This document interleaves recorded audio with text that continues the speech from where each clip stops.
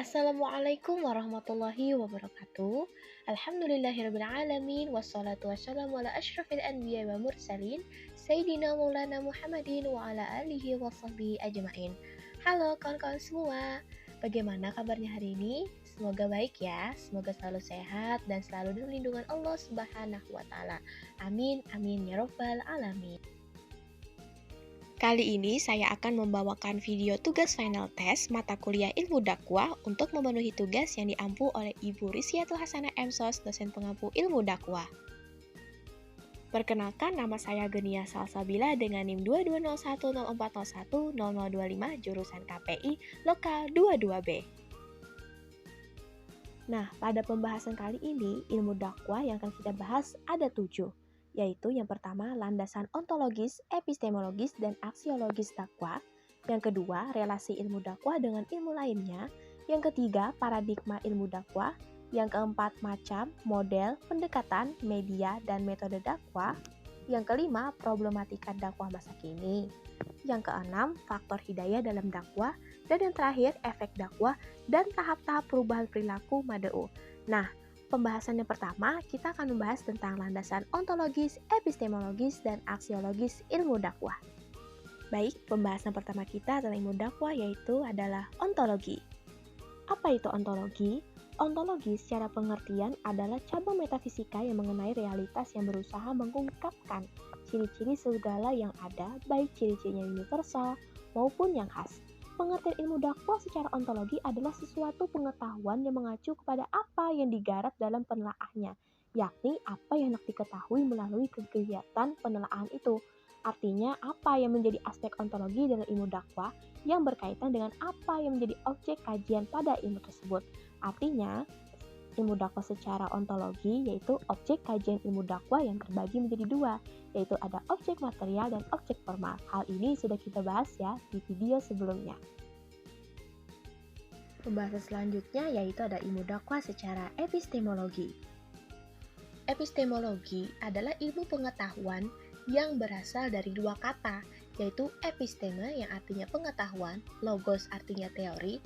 Kedua itu berasal dari kata bahasa Yunani yang menyelidiki keaslian pengetahuan, struktur, metode, dan validitas pengetahuan.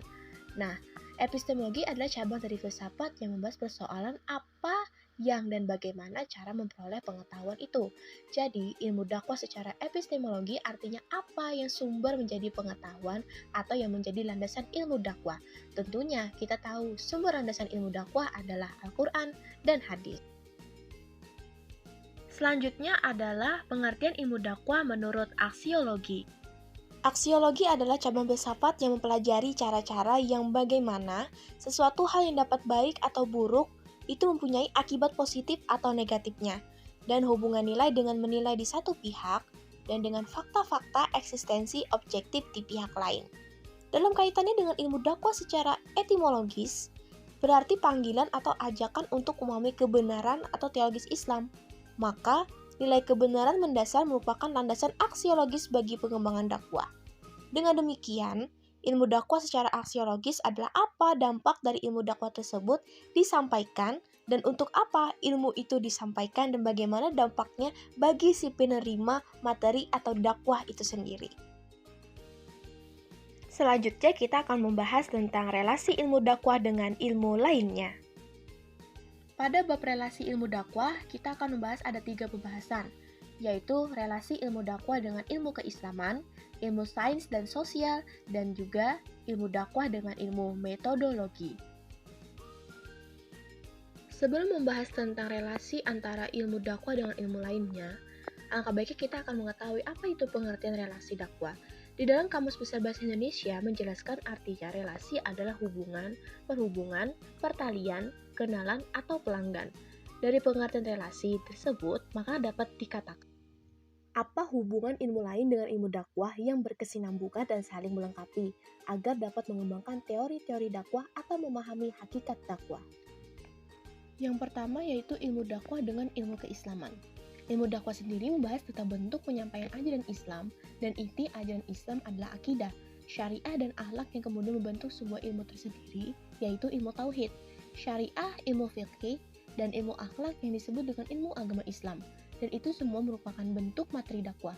Kemudian, materi tersebut digunakan untuk seseorang dai untuk berdakwah.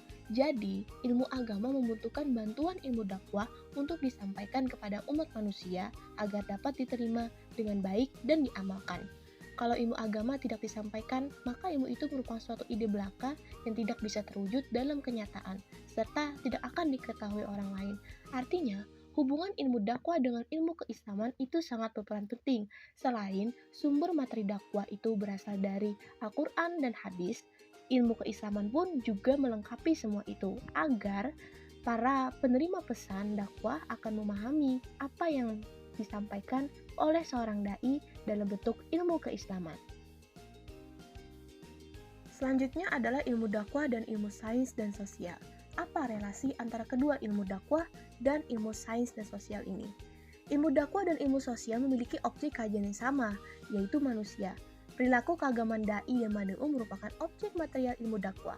Perilaku sosial individu atau kelompok jika dikaitkan dengan niat, menjadi kajian psikologi tentang motivasi, dan jika perilaku tersebut dikaitkan dengan hubungan sosial, maka akan menjadi kajian sosiologi, dan jika dikaitkan dengan latar belakang budaya, maka akan menjadi kajian antropologi. Hubungan antar individu atau antar kelompok dalam masyarakat menjadi objek ilmu komunikasi. Perilaku manusia dikaitkan dengan kebutuhan materialnya menjadi kajian ilmu ekonomi, dikaitkan dengan posisi hukumnya menjadi bagian dari ilmu hukum, dan jika dikaitkan dengan kekuasaan, maka akan menjadi kajian ilmu politik. Oleh karena itulah, ilmu dakwah dalam mengkaji manusia dan kaitannya dengan perilaku sosial, perilaku budaya, hukum, ekonomi, dan politik tidak akan terlepas dari kajian-kajian ilmu sains dan sosial. Selanjutnya adalah ilmu dakwah dan metodologi. Apa itu metodologi? Metodologi adalah sebuah tata cara yang menentukan proses penelusuran apa yang ingin digunakan. Hubungannya antara ilmu dakwah dengan metodologi, yaitu ada ilmu dakwah yang memerlukan metode dalam menyampaikan pesan atau materi yang termuat di dalam ilmu dakwah. Karena tanpa adanya metode yang tepat dalam menyampaikan ilmu dakwah, baik menyangkut aspek, pendekatan, subjek, materi, media, dan tujuan dakwah, itu tidak akan ada gunanya bagi seorang pendakwah. Karena metode yang tepat juga akan memberikan dampak yang baik bagi seorang pendakwah dan juga seorang penerima pendakwah. Jika metode itu tepat, maka pesan yang akan disampaikan melalui metode tersebut akan tersampaikan dengan baik dan juga akan diterima dengan baik juga oleh para penerima pesan tersebut atau mad'u. Bab selanjutnya kita akan membahas tentang paradigma ilmu dakwah. Dalam paradigma ilmu dakwah ada dua materi yang akan kita bahas, yaitu tentang teori sistem dan teori proses. Pembahasan yang pertama yaitu tentang teori sistem. Sebelum memasuki materi tentang teori sistem, kita harus mengetahui dulu apa itu paradigma. Paradigma adalah cara pandang seseorang terhadap sesuatu yang mempengaruhinya dalam berpikir. Atau secara jelasnya, paradigma itu adalah berpikir atau cara pandang berpikir seseorang dalam menanggapi sesuatu. Maka dapat dikatakan bahwa paradigma ilmu dakwah adalah merupakan suatu pandangan yang mendasar tentang apa yang menjadi pokok persoalan dari ilmu dakwah. Paradigma ilmu dakwah melambangkan kejelasan visi dan misi ilmu dakwah. Visi ini diterjemahkan ke dalam misi berupa profil kajian dan sasarannya, dan misi tersebut diterjemahkan ke dalam aneka bagaimana pendekatan kajian itu sendiri. Nah, sekarang kita akan memasuki teori sistem. Teori sistem adalah studi interdisipliner tentang sistem, yaitu kelompok kohesif dari komponen yang saling terkait dan saling bergantung yang dapat bersifat alami atau buatan manusia. Teori sistem mengatakan bahwa setiap unsur pembentuk organisasi harus mendapat perhatian penuh dari pemimpin organisasi secara merata, baik komponen fisik maupun non-fisik. Unsur-unsur yang meliputi pada teori sistem ini secara umum adalah yaitu input, processing, atau output. Maka dapat dikatakan sistem dakwah adalah satu kesatuan unsur dakwah yang berproses. Apabila salah satu unsur dakwah tidak ada atau tidak lengkap, maka dapat dikatakan unsur dakwah tersebut mengalami kecacatan atau tidak sempurna. Contohnya ada 5 unsur dalam dakwah yang menjadi sistem dalam dakwah. Yang pertama, pendakwah. Yang kedua, pesan dakwah. Yang ketiga, metode dakwah. Yang keempat, mitra dakwah. Dan yang terakhir adalah media dakwah. Selanjutnya tentang teori proses dalam dakwah. Teori proses dikaitkan dengan sebuah sistem yang dimana adanya kelompok elemen yang berkaitan dan saling bekerja sama untuk tujuan yang sama. Proses juga dijelaskan sebagai sistematik, sistemik, dan sinergis. Jadi, proses dakwah adalah proses penyampaian, ajakan, atau seruan kepada orang lain atau kepada masyarakat agar mau memeluk, mempelajari, dan mengamalkan ajaran agama secara sadar, sehingga membangkitkan dan mengembalikan potensi fitri orang itu dan dapat hidup bahagia di dunia dan di akhirat. Artinya bagaimana proses seorang mad'u atau seorang penerima pesan dakwah itu agar dapat mengamalkan dan juga mengikuti ajakan seorang dai sehingga dia kembali sadar dan kembali ke jalan yang benar agar dia mendapatkan hidup yang bahagia di dunia dan akhirat. Pembahasan selanjutnya yaitu adalah macam, model, pendekatan media, dan metode dakwah. Pada pembahasan bab ini, ada 5 bahasan yang akan kita bahas. Yang pertama, macam-macam dakwah. Yang kedua, model dakwah. Yang ketiga, pendekatan dakwah. Yang keempat, media dakwah. Dan yang kelima, metode dakwah. Pembahasan pertama kita yaitu tentang macam-macam dakwah. Macam-macam dakwah menurut KBBI adalah jenis, rupa, dan bentuk. Sehingga macam-macam dakwah adalah keragaman penyampaian dakwah yang berbeda disesuaikan kebutuhan saat kondisi yang diperlukan. Menurut Profesor Ali Aziz dalam bukunya Ilmu Dakwah membagi ada 3 macam dakwah. Yang pertama, dakwah bil lisan, yang kedua dakwah bil hal, dan yang ketiga adalah dakwah bil qalam. Dakwah bil lisan adalah dakwah yang dilaksanakan melalui lisan, yang dilakukan antara lain dengan melalui metode ceramah, khutbah, pidato, diskusi, nasihat, dan lain-lain. Sedangkan dakwah bil hal yakni kegiatan dakwah yang mengutamakan kemampuan kreativitas perilaku dai secara luas, atau yang dikenal dengan action, approach, atau perbuatan nyata. Misal menyantuni fakir miskin, menciptakan lapangan pekerjaan, dan memberikan keterampilan dan sebagainya. Artinya, dakwah bil hal ini memfokuskan pada kreativitas si dai, bagaimana dia mengolah dakwahnya agar menjadi suatu perwujudan yang sesuai dengan perkataannya. Dalam konsepnya, perkataan sesuai dengan perbuatan. Sedangkan dakwah bil qalam merupakan dakwah yang menggunakan pena atau tulisan. Dakwah bil qalam memiliki efisiensi dalam menyampaikan pesan kepada para mad'u atau khalayak luas. Sebelum adanya internet, media dakwah bil qalam berupa buku, majalah, surat kabar, jurnal, dan lainnya. Nah, kalau di zaman sekarang karena adanya kecanggihan teknologi dan hadirnya internet, maka dakwah bisa disampaikan melalui teknologi yang ada seperti melalui media sosial. Selanjutnya yaitu mode dakwah. Istilah kata mode menurut KBBI ada pola dari sesuatu yang dibuat atau dihasilkan. Dengan demikian, mode dakwah adalah pola dan sesuatu yang akan dibuat atau dihasilkan untuk mencapai tujuan dakwah dan materi dakwah. Mode dakwah terbagi menjadi 6, yaitu yang pertama ada dakwah fardiyah, yang kedua dakwah nafsiyah, yang ketiga dakwah fi'ah qalilah, yang keempat dakwah hizbiyah, dan yang kelima dakwah ummah, dan yang terakhir atau yang keenam dakwah syu'abiyah qabaliyah. Nah, dakwah fardiyah merupakan dakwah yang berkonsentrasi dengan dakwah atau berbicara dengan mad'u secara tatap muka atau dengan sekelompok kecil dari manusia yang memiliki ciri-ciri dan sifat-sifat khusus. Nah, kalau dakwah nafsiyah adalah proses dakwah yang terjadi dalam diri pribadi seseorang. Dakwah nafsiyah berdimensi personal dan harus menempati posisi awal dalam pembahasan dakwah Islamiyah. Sedangkan dakwah fi'ah qalilah, dakwah ini adalah dakwah yang dilakukan seseorang dai terhadap kelompok kecil dalam suasana tatap muka, bisa berdialog serta respon mad'u terhadap dai dan pesan dakwah yang disampaikan dapat diketahui seketika. Nah, sedangkan dakwah hizbiyah adalah salah satu model dakwah organisasi yang dipimpin Pusat Persatuan Islam dalam segala aspek kegiatan berdakwah. Banyak sekali contohnya organisasi yang memimpin pusat persatuan yang berbasis keislaman.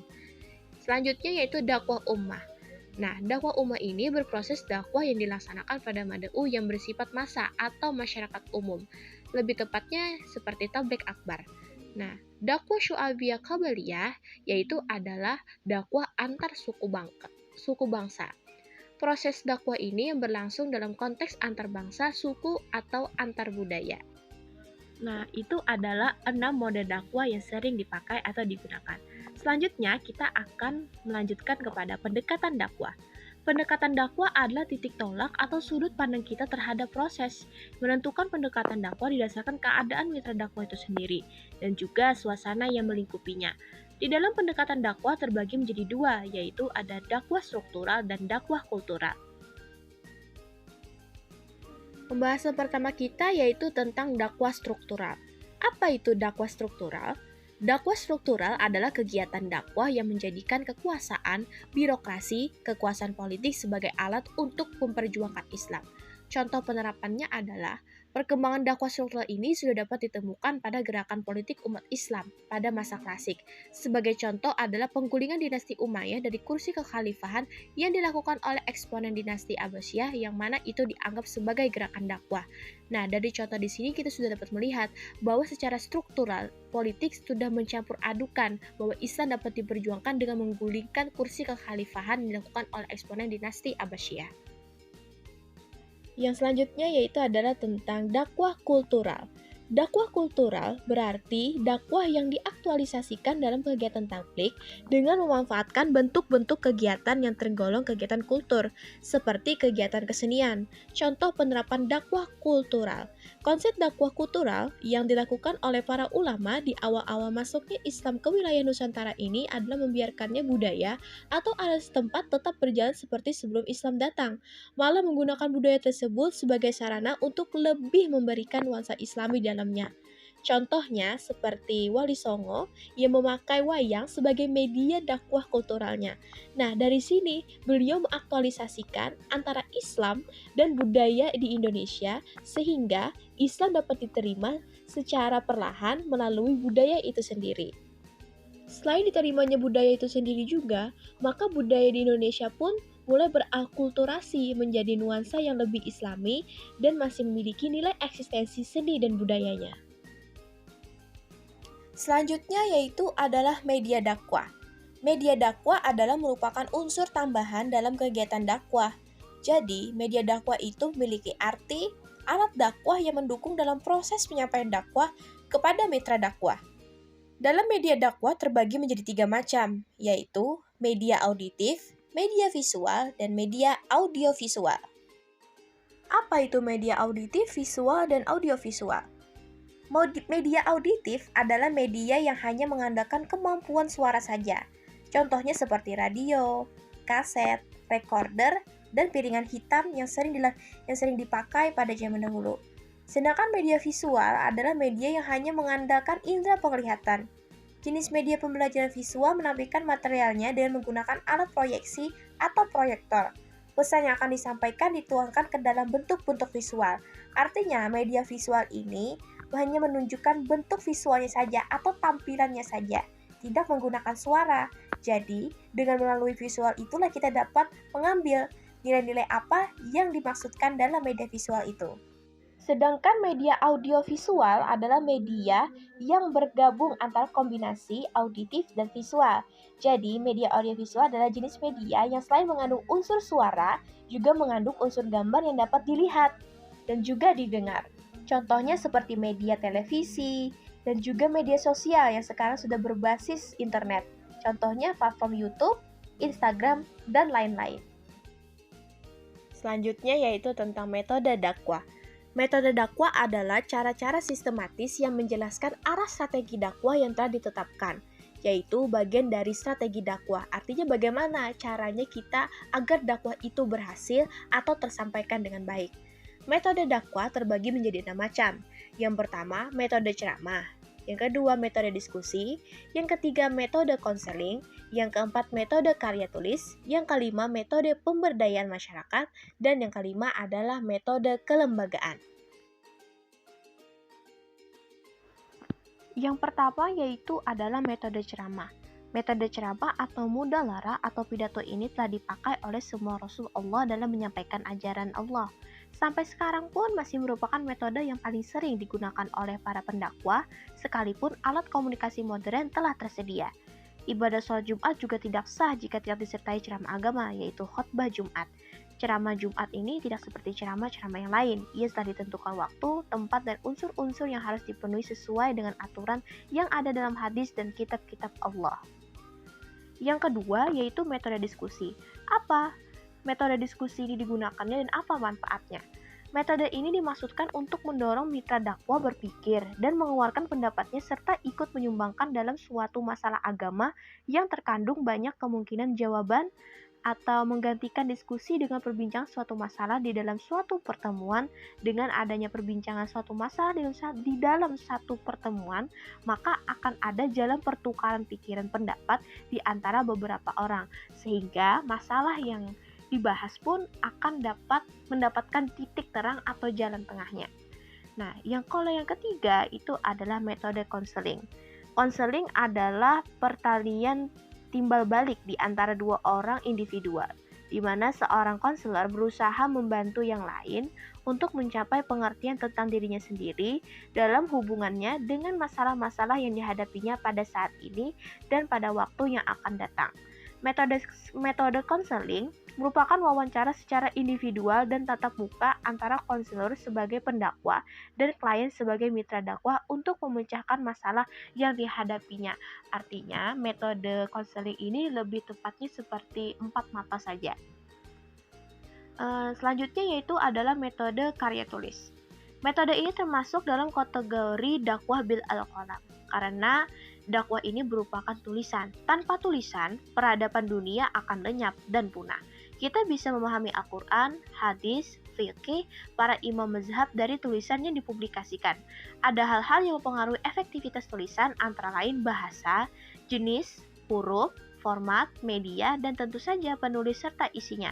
Tulisan yang terpublikasi beragam bentuknya, antara lain tulisan ilmiah, tulisan lepas, tulisan stiker, tulisan spanduk, tulisan sastra, tulisan terjemah, tulisan cerita, dan tulisan berita. Jadi masing-masing bentuk tulisan memiliki kelebihan dan kekurangannya yang terkait dengan penggunaannya.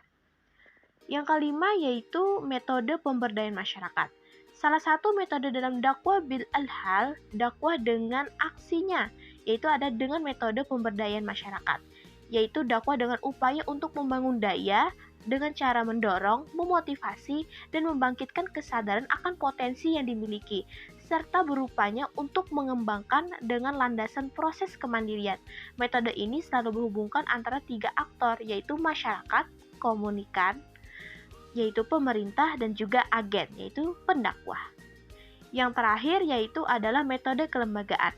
Nah, metode lainnya dalam dakwah bil al-hal lainnya adalah metode kelembagaan, yaitu pembentukan dan pelestarian norma dalam wadah organisasi sebagai instrumen dakwah.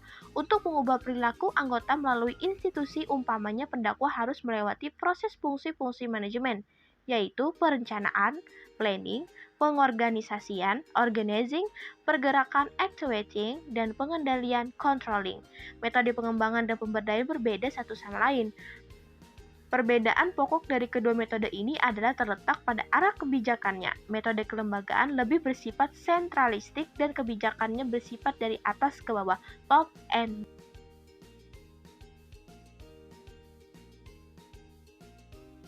Pembahasan selanjutnya yaitu tentang problematika dakwah masa kini. Dalam bab ini, kita akan membahas 3 pembahasan. Yang pertama, problematika pendakwah. Yang kedua, problematika mitra dakwah. Dan yang ketiga, problematika materi dakwah. Sebelum kita membahas tentang problematika pendakwah, alangkah baiknya kita memahami dulu apa itu problematika dakwah masa kini. Problematika dakwah yaitu merupakan sebuah permasalahan yang timbul dalam dakwah baik seruan, ajakan, atau panggilan yang belum bisa dipecahkan. Sedangkan pengertian problematika dakwah menurut istilah adalah permasalahan yang muncul dalam menyeru, memanggil, mengajak, dan menjamu dengan proses yang ditangani oleh para pengembang dakwah. Asyaf Arifudin 2011-113. Artinya, saat proses itu berlangsung, atau maksudnya proses dakwah itu berlangsung, ada beberapa masalah yang menjadi hambatan dakwah itu menjadi tidak tersampaikan atau tidak terlaksanakan. Baik, kita akan membahas tentang pembahasan pertama kita, yaitu tentang problematika pendakwah. Pendakwah seperti yang sudah kita ketahui, yaitu adalah orang yang melakukan dakwah atau pelaku dakwah. Ia juga disebut sebagai da'i.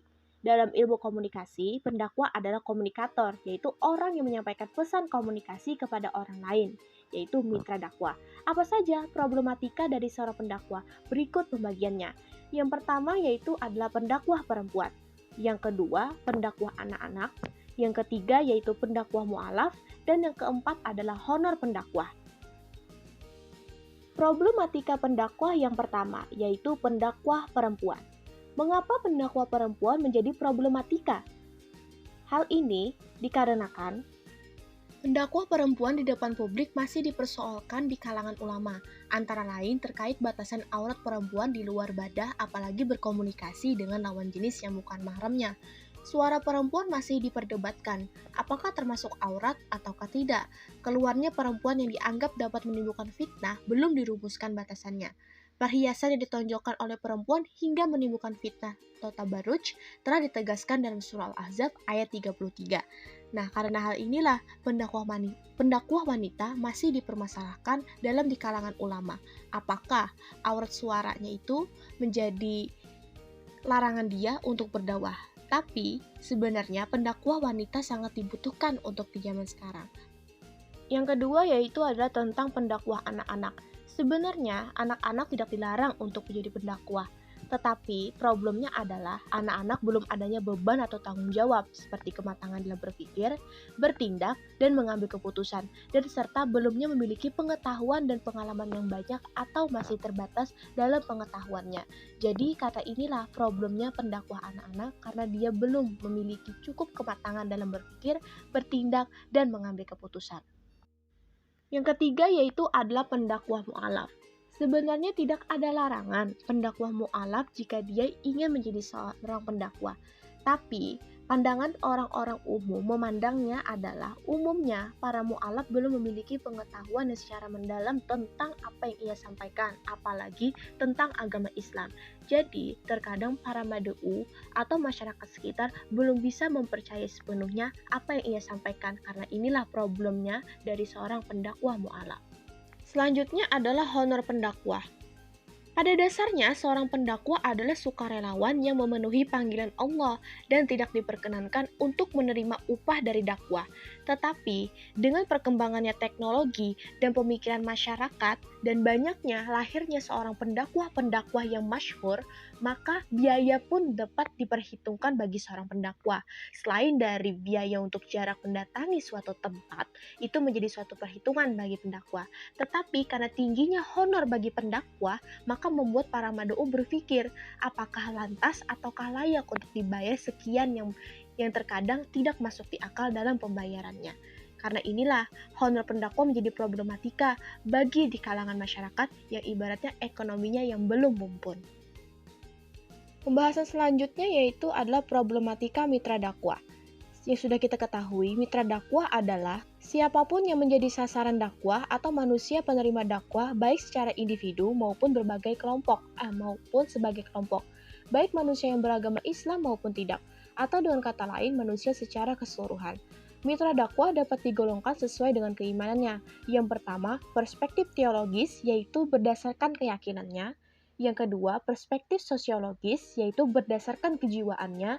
Yang ketiga, yaitu prioritas mitra dakwah, apa yang menjadi prioritas utama atau tujuan utama dia dalam menjadi seorang mitra dakwah. Penjelasan lebih lanjutnya yaitu perspektif teologis itu, artinya dalam perspektif teologi agama dipandang sebagai sesuatu yang dimulai dari atas atau dari Tuhan sendiri melalui wahyunya. Manusia beragama karena Tuhan yang menanamkan kesadaran ini. Yang kedua, perspektif sosiologis, artinya mitra dakwah dipandang dari berbagai macam sudut ilmu disiplin. Artinya, secara sosiologis, melihat latar belakang keadaan mitra secara sosiologis yang meliputi kehidupan, ekonomi, psikologis, kejiwaan, dan lain sebagainya. Sedangkan prioritas mitra dakwah artinya apa yang menjadi prioritas atau yang dibutuhkan masyarakat dalam dakwah. Misalnya tentang pembagian hak waris, tentang sholat, dan hal lain sebagainya. Selain dari mitra dakwah, materi dakwah juga berperan penting, karena materi dakwah adalah pesan-pesan atau segala sesuatu yang harus disampaikan oleh subjek dakwah, da'i, kepada objek dakwah, mad'u, keseluruhan ajaran Islam yang ada di dalam Al-Quran maupun Al-Sunnah. Seperti sudah kita ketahui, sumber pengetahuan dari ilmu dakwah yaitu adalah Al-Quran dan hadis. Nah, maka dari itulah kita harus mengetahui sumber materi dakwah itu berdasarkan Al-Quran dan hadis Nabi. Tidak ada boleh yang menyelewengkannya dari kedua sumber ini. Boleh kita menggabungkannya seperti di bab sebelumnya kita menjelaskan relasi antara ilmu keagamaan dan ilmu sains dan sosial. Itu bisa diintegrasikan antara ilmu Al-Quran dan hadis Nabi sebagai penyeimbang dalam pemikiran para mad'u dalam menyimbangkan hidup keduniaan dan juga hidup ke akhirat.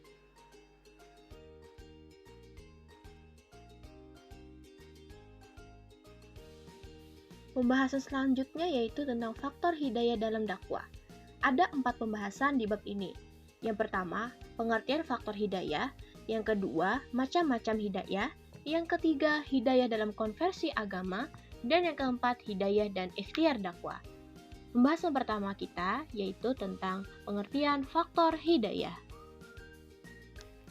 Pengertian hidayah secara bahasa berarti petunjuk. Lawan katanya adalah dolalah yang berarti kesesatan.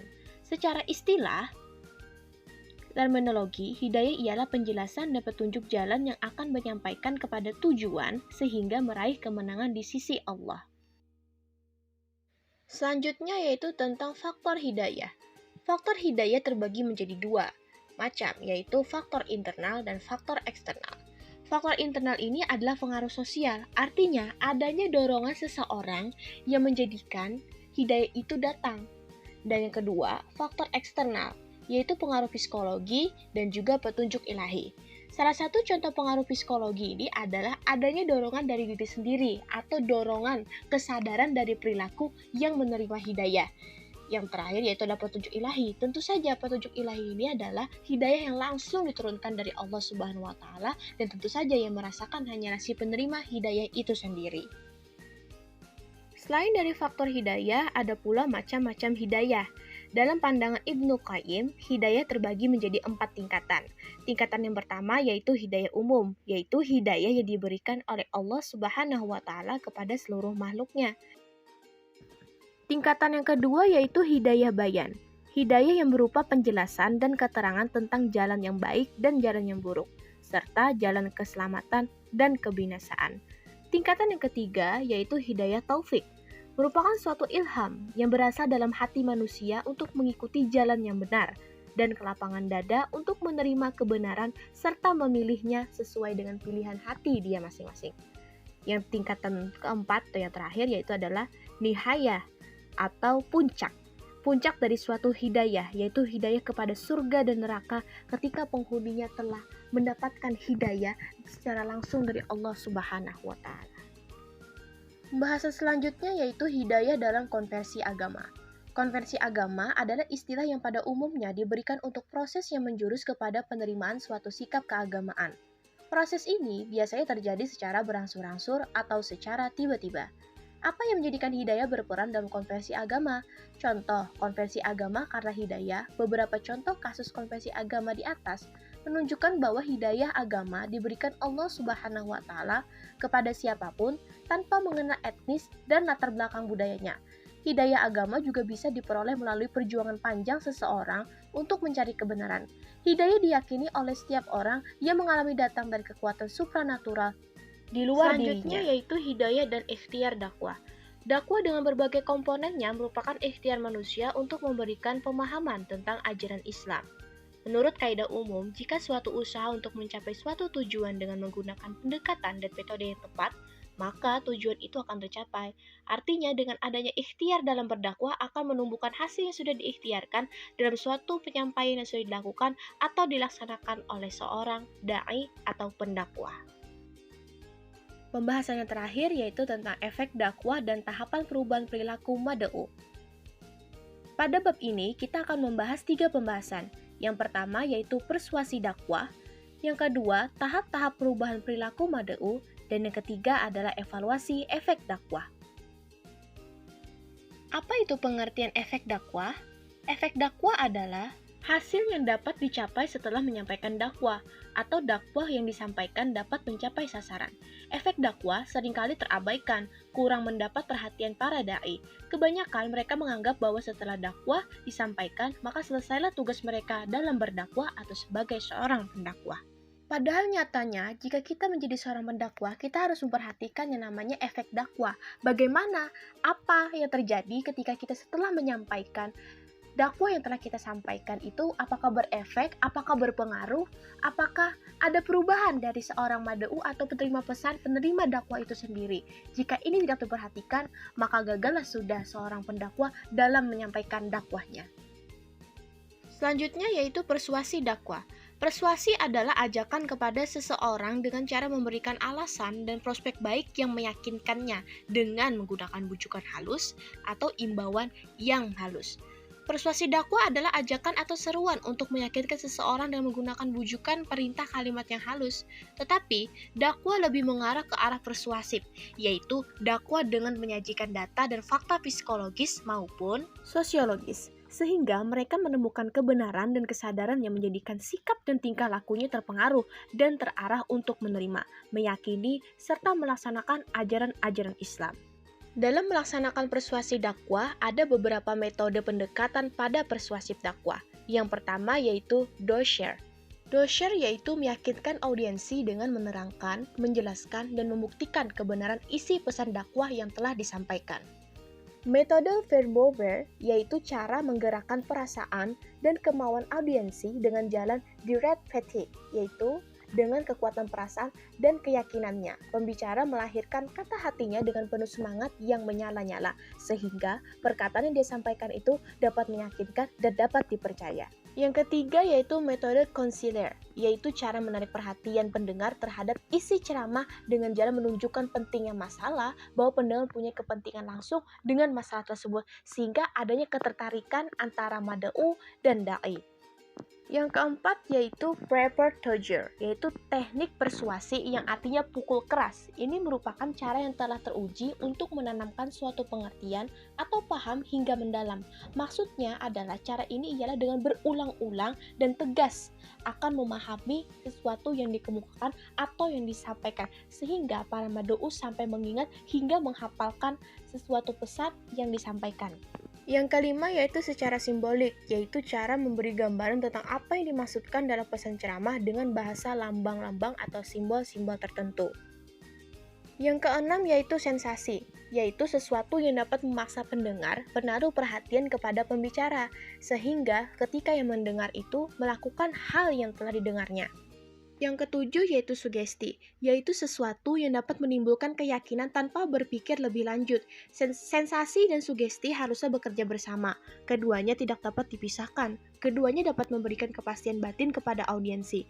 Dengan sugesti, pembicara berusaha mendorong pendengar untuk menerima pendapatnya, sehingga timbul pendapat lain dalam pikiran pendengar. Memang, jika seseorang filsuf cukup meyakinkan seseorang dengan jalan pikiran, maka bagi seseorang penceramah adalah suatu panggilan untuk menarik dan memikat pendengarnya.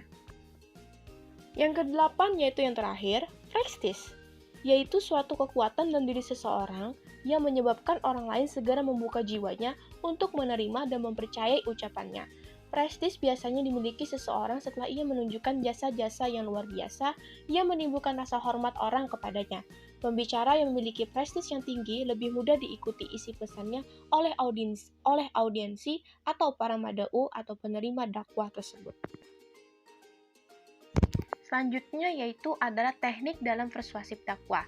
Yang pertama ada pesan satu sisi dan dua sisi, yang artinya suatu pesan komunikasi harus disertai argumen yang menguatkannya. Yang kedua yaitu kredibilitas sumber. Artinya, perubahan sikap seseorang dipengaruhi juga oleh sejauh mana kredibilitas komunikator. Kredibilitas tersebut menyangkut kejujuran seorang pendakwah pada menyampaikan dakwahnya. Selain kejujuran, profesionalisme atau kompetensi yang berpengalaman juga berpengaruh pada penyampaian dakwah. Dinamisme juga berpengaruh, dan selain itu juga objektivitas atau berpandangan terbuka tertutup atau objektif subjektif.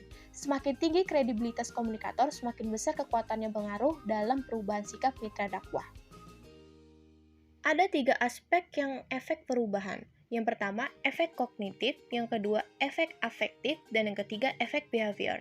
Efek kognitif adalah berkaitan dengan perubahan pada apa yang diketahui, dipahami, atau dipersepsi khalayak. Efek ini berkaitan dengan transmisi pengetahuan, keterampilan, kepercayaan, atau informasi. Sedangkan efek afektif timbul bila ada perubahan pada apa yang dirasakan, disenangi, atau dibenci khalayak, meliputi segala yang berhubungan dengan emosi, sikap, serta nilai. Sedangkan efek behavior yaitu yang merujuk pada perilaku nyata yang dapat diamati, yang meliputi pola-pola tindakan, kegiatan, atau kebiasaan berperilaku. Tahap-tahap perubahan perilaku ada 3. Yang pertama dari akal, hati, kemudian hawa nafsu. Akal, jika tindakan manusia bersumber dari perasaan yang berpusat pada hatinya, maka menggerakkan perasaan itu adalah pikiran. Pikiran adalah pijakan pertama untuk bertindak. Yang kedua yaitu hati. Meskipun pemikiran berfungsi sebagai pijakan inti perbuatan, ia selalu diperoleh hati dengan rasa senang dan reaksi positifnya. Artinya, perubahan terwujud saat akal telah sepakat dengan suatu pemikiran, lalu mengalir ke hati yang dikirim ke seluruh anggota tubuh untuk dilaksanakannya. Yang ketiga yaitu hawa nafsu. Allah menciptakan hawa nafsu dalam setiap diri manusia agar memiliki kecenderungan kepada kesenangan-kesenangan. Inilah yang membuat seseorang bersantai-santai, bersenang-senang, bersikap rakus, dan sebagainya karena hawa nafsu yang mengajak kepada kesenangan-kesenangan semata dan menjauhi perintah Allah yang dipandangnya tidak memberikan manfaat maupun faedah. Evaluasi efek dakwah. Evaluasi terhadap efek atau feedback umpan balik dari proses dakwah ini seringkali diabaikan oleh kebanyakan pendakwah, baik secara perorangan maupun lembaga. Kebanyakan mereka menganggap bahwa setelah dakwah disampaikan maka selesailah dakwah. Evaluasi efek dakwah harus dilaksanakan secara radikal dan komprehensif, artinya tidak secara parsial atau setengah-setengah. Seluruh komponen sistem unsur-unsur dakwah harus dievaluasi secara komprehensif. Bahkan, evaluasi akan lebih baik jika melibatkan beberapa memiliki jiwa inklusif untuk pembaharuan dan perubahan di samping bekerja dengan menggunakan ilmu. Jika proses evaluasi ini telah menghasilkan beberapa konklusi dan keputusan, maka segera diikuti dengan tindakan korektif atau corrective action. Kalau yang demikian dapat dilaksanakan dengan baik, maka terciptalah suatu mekanisme perjuangan dalam bidang dakwah yang lebih baik dan juga bermanfaat bagi seluruh umat manusia. Ada beberapa hal yang perlu diperhatikan dalam evaluasi setelah persuasi dakwah dilaksanakan. Yang pertama yaitu penyajian pesan komunikasi, yang kedua perhatian, yang ketiga pemahaman, yang keempat tunduk pada pesan pembicara, yang kelima penahanan dalam ingatan, dan yang keenam tingkah laku. Nah, dari beberapa hal inilah yang menjadi kunci agar dakwah persuasi dapat dilaksanakan dan lancar oleh pendakwah. Demikian, itulah video final test tentang ilmu dakwah yang kita bahas tentang 7 pembahasan. Semoga bermanfaat ya. Apabila ada salah kata, mohon dimaafkan. Wabillahi taufiq wal hidayah. Wassalamualaikum warahmatullahi wabarakatuh. Terima kasih ya telah menonton video saya. Jangan lupa subscribe dan like-nya ya. Terima kasih.